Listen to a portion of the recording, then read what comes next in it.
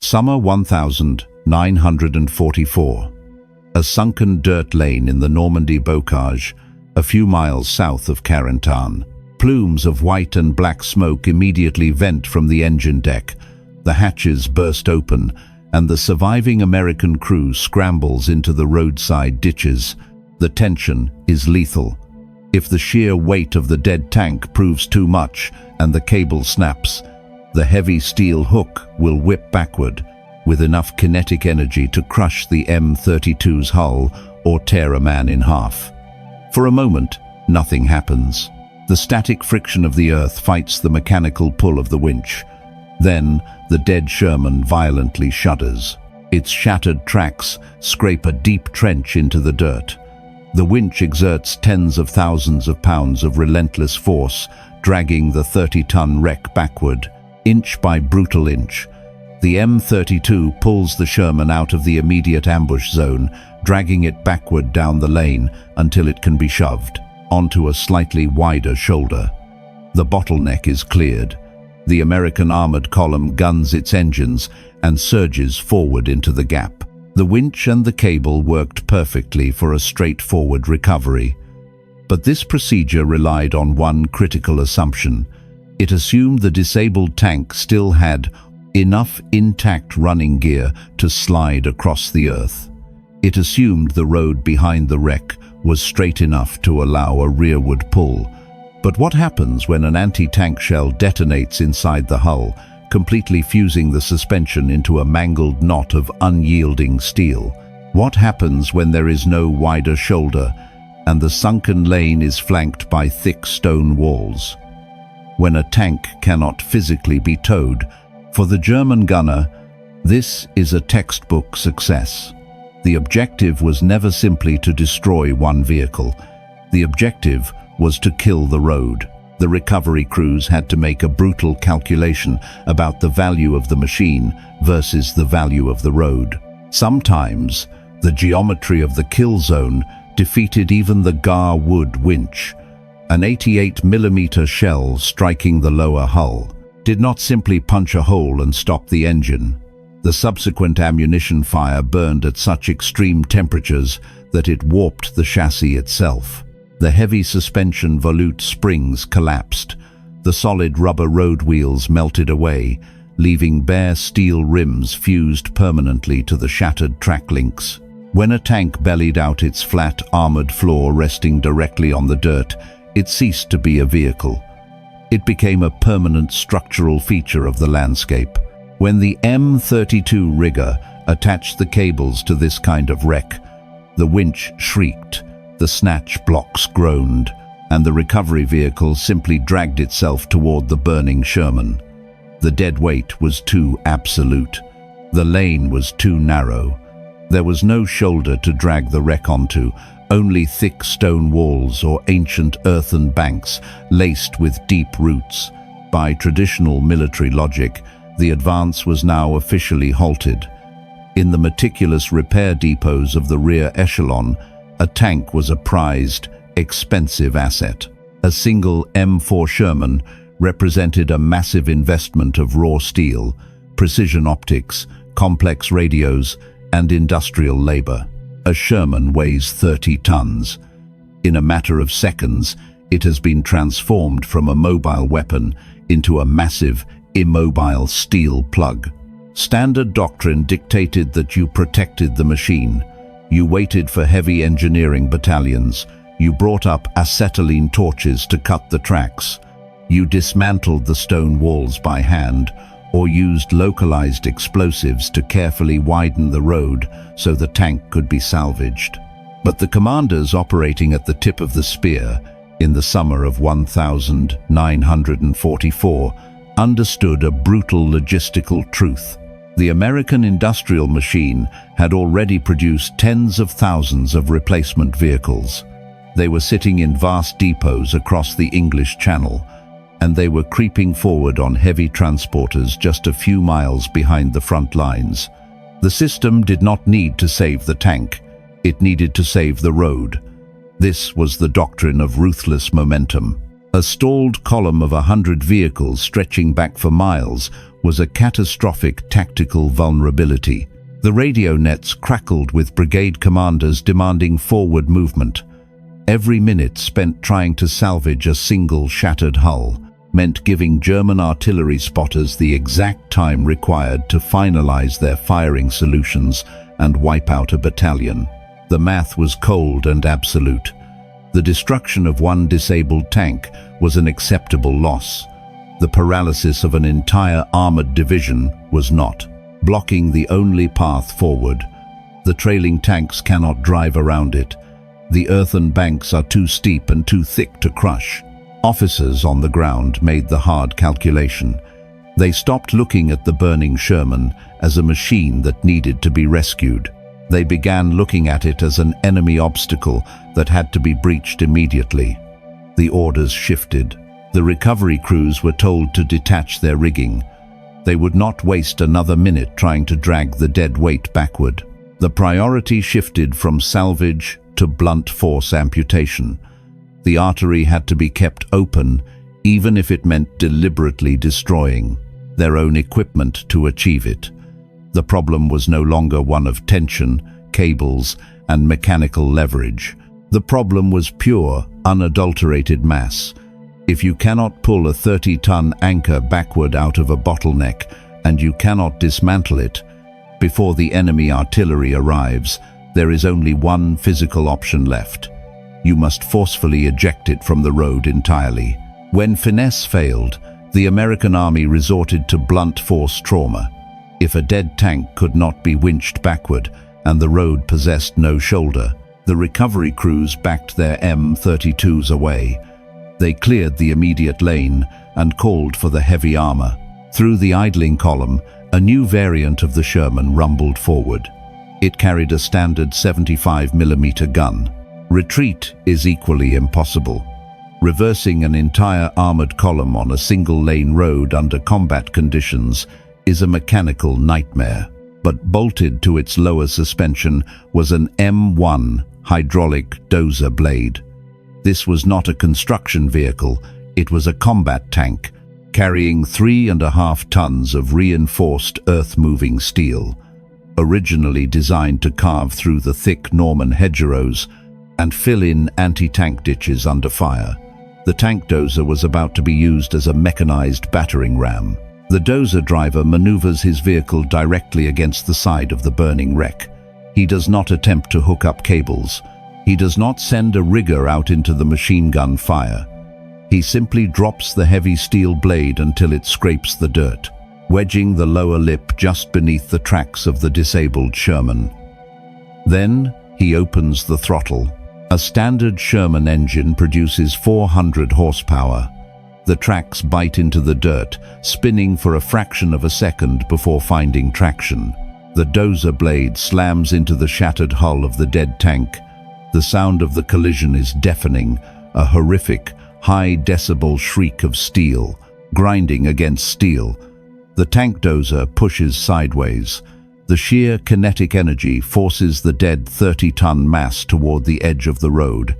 If the lane is bordered by a stone wall, the wall simply ceases to exist. The dozer pushes the dead Sherman directly through the masonry. Tank drivers have almost zero rearward visibility. The moment the lead vehicle is hit, the tanks behind it usually bunch up. The stones explode outward under the immense combined weight of 60 tons of moving armor. If the road is bordered by a steep ravine or a deep drainage ditch, the dozer simply shoves the wreck over the edge. The burning tank violently rolls down the embankment, crushing small trees, finally coming to rest upside down with its mangled suspension pointing at the sky. The disabled vehicle is completely written off. Its internal components are irreparably shattered by the fall.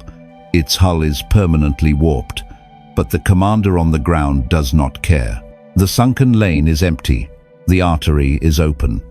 To the German Pak-40 crew watching through their optical sights, the scene was deeply unnerving.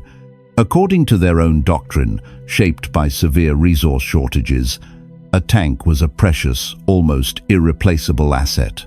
German recovery units would go to extreme, often fatal lengths to salvage a single Tiger or Panther, painstakingly repairing it to fight another day. They expected the Americans to behave the same way, to halt the column, protect the damaged machine, and try to save the hardware. Instead, they watched a mechanized force treat a massive, highly complex armored vehicle like a disposable piece of trash. The Americans had simply shoved it off a cliff without a second thought. What the German gunners were witnessing was not just a tactical maneuver, grinding their gears, attempting to back up while infantry dive for cover. This is the moment the trap is designed to exploit. They were watching the physical manifestation of American industrial supremacy on the battlefield. The enemy did not need to save the tank, because they knew 3 more were already rolling off a transport ship in Cherbourg. The ambush had been dismantled in real time. But the true danger for the anti-tank crew was not just the clearing of the road. It was the terrifying speed at which the obstacle had vanished, and what that meant for the artillery strike they had already called in. The field telephone in the German trench crackles with confirmation. The coordinates have been locked. Miles behind the front line, a battery of 105mm howitzers has fired. The physical reality of indirect fire is that it is heavily bound by time. An observer must transmit the exact grid reference. The Fire Direction Center must calculate the ballistic arc. The gunners must set the elevation, and the shells must physically cross miles of sky. From the moment the German gunner pulled his lanyard and destroyed the lead Sherman, to the moment the high-explosive barrage arrives, exactly 5 minutes have elapsed. According to standard defensive timetables, 5 minutes is barely enough time for a paralyzed armored column to comprehend its own disaster. The American tank crews should be dismounted. Platoon leaders should be huddled in the mud, frantically trying to reverse the trailing vehicles. The disabled tank is merely the cork in the bottle. The German commander picks up a field telephone, or screaming into radios for infantry support. The road should be a rigid traffic jam of thin-skinned half-tracks, trapped armor, and exposed infantry, a perfect, static target for an artillery strike. The first German shells scream out of the overcast sky. They detonate with staggering kinetic force, tearing deep craters into the sunken lane. Geysers of brown mud, shattered roots, and jagged shrapnel violently sweep through the corridor. The barrage saturates the exact grid square where the trailing American tanks had been stacked up, but the shrapnel only shreds empty air. The kill zone is completely vacant, because the M32 recovery crews and the tank dozers cleared the wreckage in less than 3 minutes. The bottleneck no longer exists. The American armored column did not reverse. It did not freeze. It simply surged forward, driving straight out of the targeted grid square and advancing directly beneath the trajectory of the incoming shells. For the German anti-tank crew, the realization arrives simultaneously with the deep roar of radial engines. The squeal of heavy tracks does not come from the artillery impact zone behind the smoke. It comes from point-blank range. A fresh M4 Sherman violently breaches the dissipating dust, entirely bypassing the kill zone. The turret rotates smoothly, depressing its main gun directly at the camouflaged anti-tank nest. He calls in pre-sighted mortar and artillery fire on the grid coordinates directly behind the burning Sherman. The perfect defensive ambush has not merely been survived, it has been completely overrun. This scenario repeated itself constantly in the narrow bocage of Normandy, the mountain defiles of Italy, and the dense pine forests of the Ardennes. German intelligence could accurately calculate American factory output. They could count the number of hulls landing at the ports, but they consistently miscalculated American operational speed. They based their defensive doctrine on the assumption that a 30-ton wreck would cause a predictable, prolonged delay. They did not factor in a logistical system that placed heavy recovery assets in the absolute vanguard of an attack. The M32s and heavy wreckers were not relegated to the rear echelon. They rode directly behind the lead platoons, ready to operate while the enemy guns were still hot. This mechanized efficiency neutralized the most lethal defensive geometry of the war. It turned impassable blockages into temporary speed bumps. But this relentless forward motion was not purely a triumph of hydraulics and winches. A machine cannot attach its own towing cables. The system required human beings to willingly abandon the protection of armor and step directly into the crossfire. To keep the great Iron River flowing, the armored divisions relied on a highly weak. The American column is trapped in a kill zone of their own making. The German crew only needs to wait, specialized breed of mechanic, and they absorbed a quiet, devastating casualty rate that rarely made the headlines. The question in that sunken dirt lane was never really about the 30-ton Sherman burning in the mud. The German anti-tank crew believed they had executed a perfect ambush because they misunderstood the nature of the army they were fighting. They looked at a knocked-out tank and saw a permanent obstacle. The American armored doctrine looked at the exact same wreck and saw a temporary logistical friction that required a violent, immediate solution. But the system that kept the American advance moving was not simply a triumph of industrial mass. It was not just the Garwood winches, the snatch blocks, the tank dozers, or the thousands of replacement hulls waiting in the rear depots. A system is not magic. It is a chain of human decisions, tools, and labor. And at the exact point where the heavy machinery met the reality of combat, the system relied entirely on flesh and blood. The M32 armored recovery vehicle was a mechanical masterpiece, but it was blind and useless until a human being stepped outside. To keep the artery open, someone had to leave the heavy steel cocoon of the armored force. The men who dismantled these ambushes. The road is bordered on both sides by high earthen banks laced with thick, ancient roots.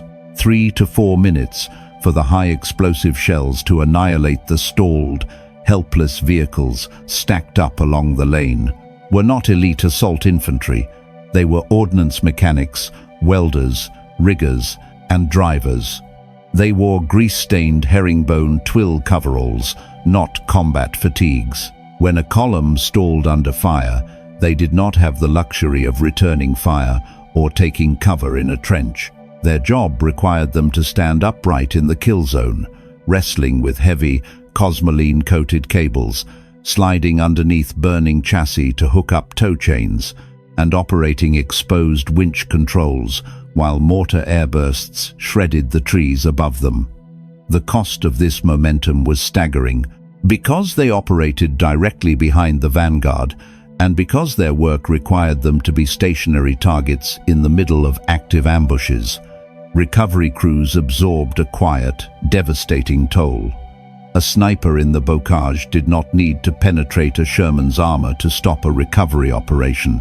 He only needed to shoot the man holding the heavy steel towing hook. When a rigger fell in the mud, another mechanic had to instantly step out of the hatch, take his place, pick up the heavy wire rope, and finish the connection. The clock was always ticking. The artillery was always coming. The German military ultimately lost the Battle of the Roads because they believed the laws of tactical geometry were absolute. They believed a single lane blocked by dead steel could mathematically halt an entire armored division. They could see the ruined tanks shoved into the ditches. But as the first mortar rounds begin to fall, the anticipated sound of secondary explosions never comes. Pushed through stone walls or left upside down in the ravines. But they could not comprehend the invisible machinery that had put them there. That machinery was built in the factories of Detroit and standardized in the training grounds of the United States. But it was executed in the mud of Western Europe, by men carrying heavy tools instead of rifles. Long after the combat tanks had pushed miles ahead, deep into enemy territory, the sunken lanes were left quiet again. The only evidence of the bottleneck was a single, shattered Sherman hull, lying forgotten in a deep roadside ditch. And beside the churned tracks on the empty dirt road lay a discarded steel towing pin, slick with grease and human blood, proving exactly what it cost to keep the armor rolling. Instead, the deep roar of American tank engines grows louder. The German gunner squints through the settling smoke. The 30-ton wreck is gone. It is no longer sitting in the center of the lane. The road is clear. A second later, a new Sherman rolls out of the smoke, its turret already rotating to put a high-explosive shell directly into the anti-tank position. The American armored advance has barely paused. The bottleneck was erased before the artillery could even arrive. To the anti-tank crew, the event defied the basic physical laws of warfare. A shattered tank cannot move under its own power. You cannot simply wish away 30 tons of dead metal on a road with zero clearance. To understand how the American column survived the ambush, we first need to understand the immense mechanical problem of moving a dead tank, and why the German crew had every reason to believe their trap was inescapable. The physics of a disabled tank are brutal. When a Sherman M4 rolls off the assembly line, the gap is narrow, no wider than 12 feet. It is barely enough space for a farmer's wagon.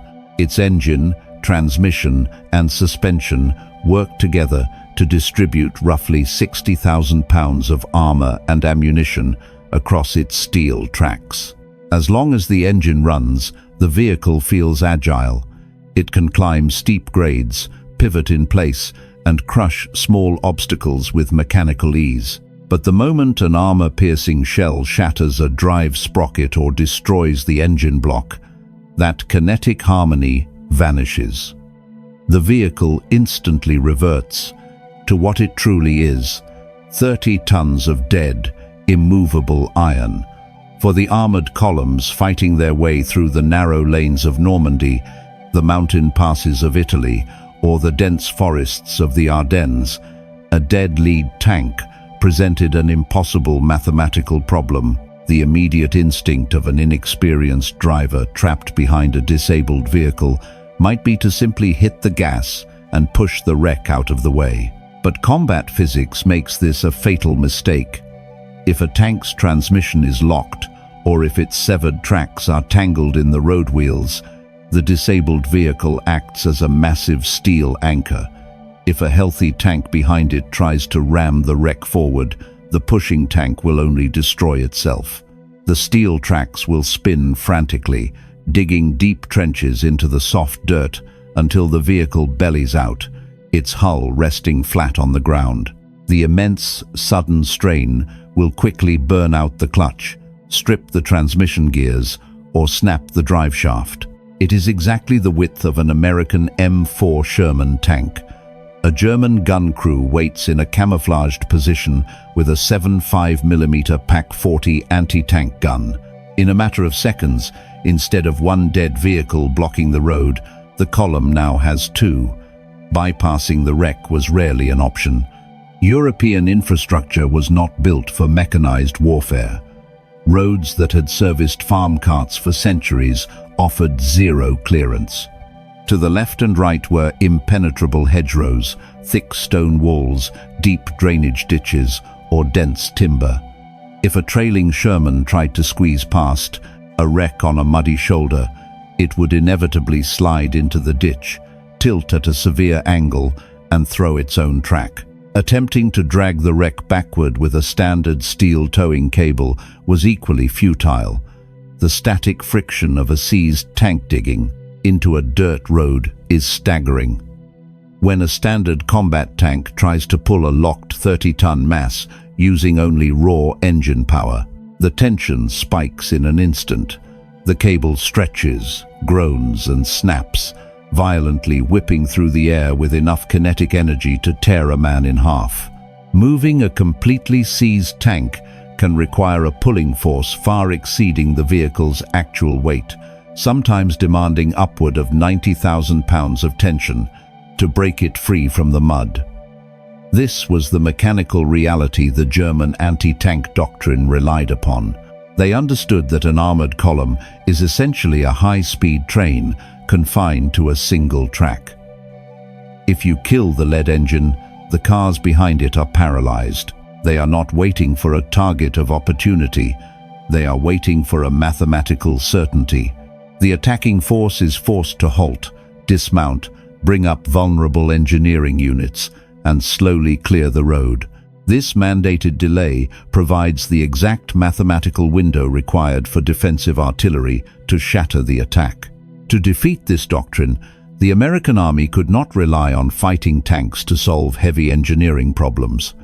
The physics demanded a machine built specifically to multiply force. It required a vehicle that traded its main gun for heavy internal winches, an A-frame boom, and massive mechanical leverage.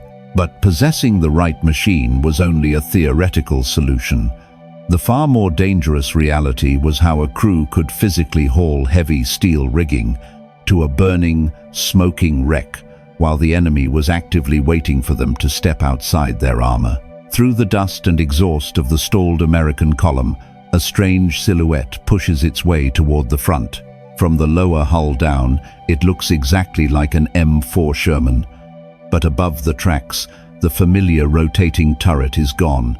In its place sits a fixed, multi-sided steel superstructure. Instead of a long cannon protruding from the front, a massive 18-foot steel A-frame boom rests across the hull.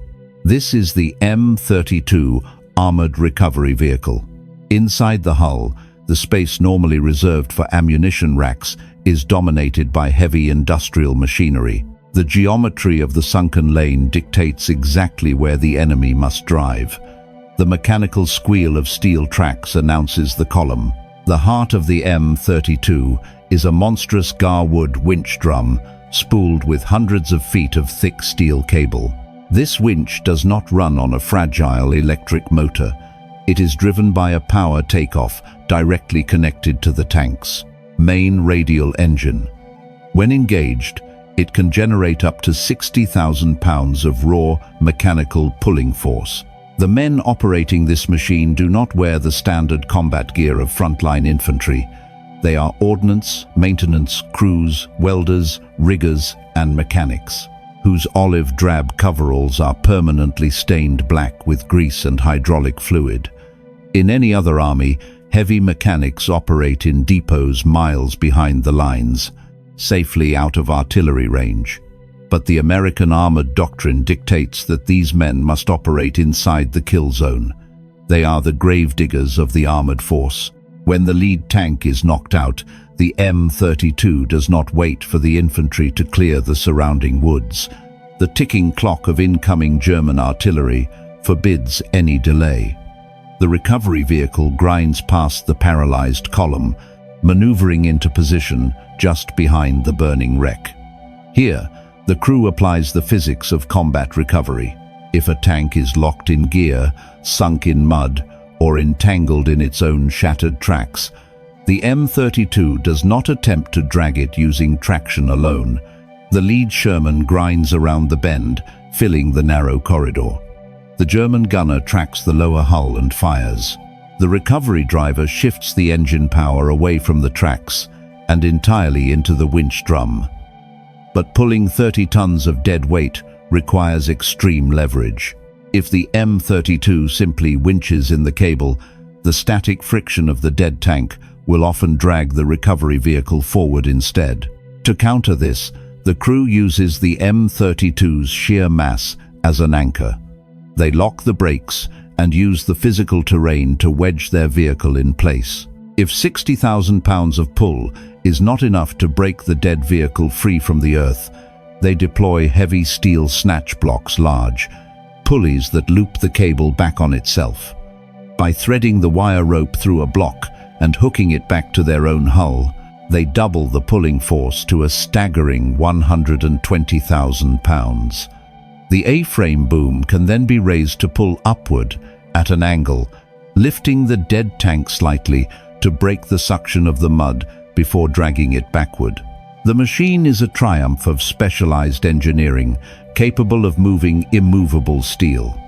But the entire system possesses one fatal biological limitation. The cables do not attach themselves. A thick wire rope and a heavy steel hook cannot be manipulated from inside a closed hatch. The Garwood winch is utterly useless until the cable is physically linked to the shattered towing pintles of the dead vehicle. And to make that connection, the impact sounds like a massive hammer striking an anvil. The armor-piercing shell penetrates the drive sprocket. A human being has to open the steel door, step outside the armor, and walk directly into the sights of the waiting German guns.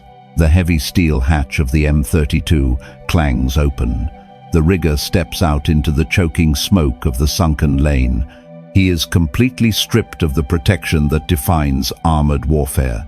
He has no armor plating, no heavy machine gun, and no ability to move quickly. He is a mechanic standing in a kill zone, carrying nothing but heavy steel tools. The German Pak 40 crew, concealed down the road, immediately recognizes the threat. They know that if they kill the recovery crew, the bottleneck becomes permanent. Machine gun fire begins to snap through the branches overhead, ricocheting off the angular hull of the M32. The rigger uses the burning, disabled Sherman as a shield. The heat radiating from the wrecked engine deck is blistering. Ammunition inside the dying tank is already beginning to cook off, popping erratically against the interior bulkheads. Reaching the rear of the recovery vehicle, he grabs the heavy towing cable. This is not a civilian tow strap. The wire rope is an inch thick, rigid, and heavily coated in cosmoline grease to prevent rust. Unspooling it requires immense physical exertion. Every foot of the cable is dead weight. He drags the heavy steel hook through the churned mud, fighting the stiff resistance of the wire. The Sherman lurches hard to the right, throws its heavy steel track into the dirt, and shudders to a halt, moving toward the rear of the shattered Sherman. He must attach the hook to the heavy steel towing pintles bolted to the Sherman's lower hull. If those pintles have been sheared off by the anti-tank shell, the rigger is forced to drop to his knees in the mud. He must thread a heavy alloy chain around the vehicle's final drive housing or through the surviving suspension bogies. His hands are covered in grease, dirt, and often the blood of the tank's original crew. Every second he spends connecting the rigging is a second. The German anti-tank gunners use to frantically reload, trying to put an armor-piercing round directly into the M32 before it can engage its winch. The rigger finally snaps the locking pin into place. He waves his hand in a tight, fast circle, the universal signal to pull, and dives back behind the armor of the recovery vehicle. Inside the M32, the driver shifts the transmission. He diverts the massive power of the radial engine away from the tracks and sends it entirely into the Garwood winch drum. The engine roars, but the recovery vehicle does not move forward. Instead, the thick steel cable slowly rises from the mud. It snaps perfectly taut, shedding clumps of dirt, vibrating tightly like a heavy guitar string. The air fills with the terrifying, high-pitched groan of stressing steel.